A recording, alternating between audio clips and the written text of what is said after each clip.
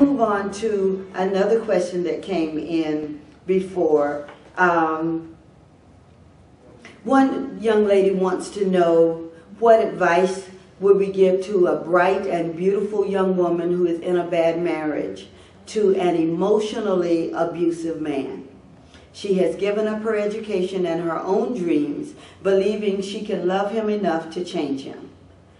Well, let me be the first to tell you, you can't change another human being. Someone once said to me that change only occurs when the consequences are so bad or the reward is so good. It has to be one or the other.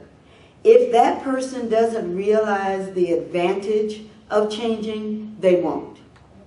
The other thing perhaps that we ought to think about is, as long as that bad behavior is being rewarded, will he have any reason to change? If you think about it, if you have children and though you keep telling them don't jump on the furniture, nothing happens as a consequence to them jumping on the couch, what makes you think that they will willingly and willfully give up the pleasure that they're enjoying from jumping on the couch? So, now I'm not suggesting to you what the consequences of the bad behavior ought to be. That's going to be something you have to decide. But I often wonder, why is it that people repeat bad behavior? And it very often is because they're getting from that behavior what they want.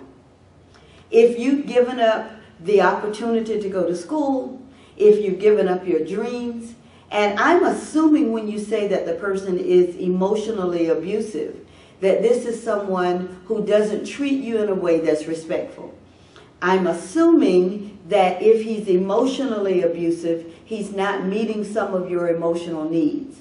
That's kind of vague, and we use terminology quite often that means something else to different people. But I'm assuming that this person devalues you. May I just say that you have to determine your self-worth.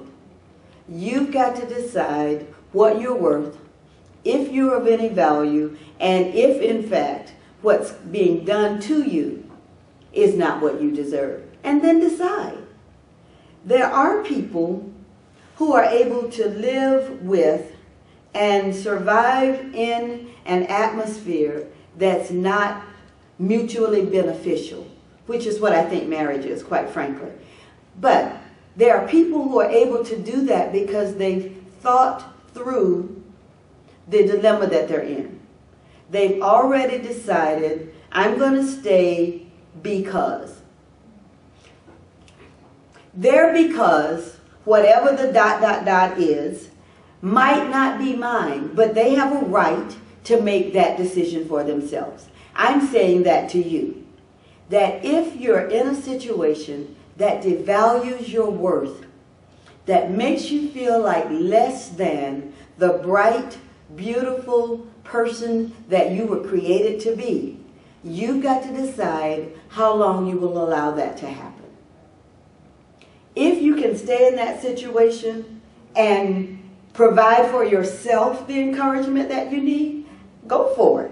There are people who, because they are so self-confident, they know who they are, they know whose they are, they know what they believe, they know where they're going, and so it doesn't matter what somebody else says, even the person that they're connected to. There are actually those kinds of situations.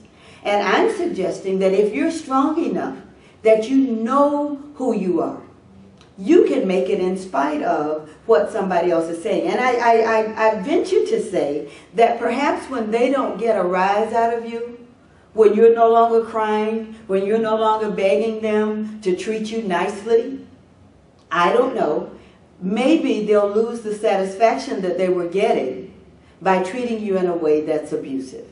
No one deserves to be mistreated. And so, if you're not being valued, if you don't feel that you're in a relationship that is mutually beneficial, you will have to decide where you draw the line in the sand. All of us have one. You have to decide What's the deal breaker for you? And I often say, and I say to you, I'm not going to tell you what to do because you have to live with the decision that you make. But at least I've given you something to think about. If you're worth better, then make a decision to get better.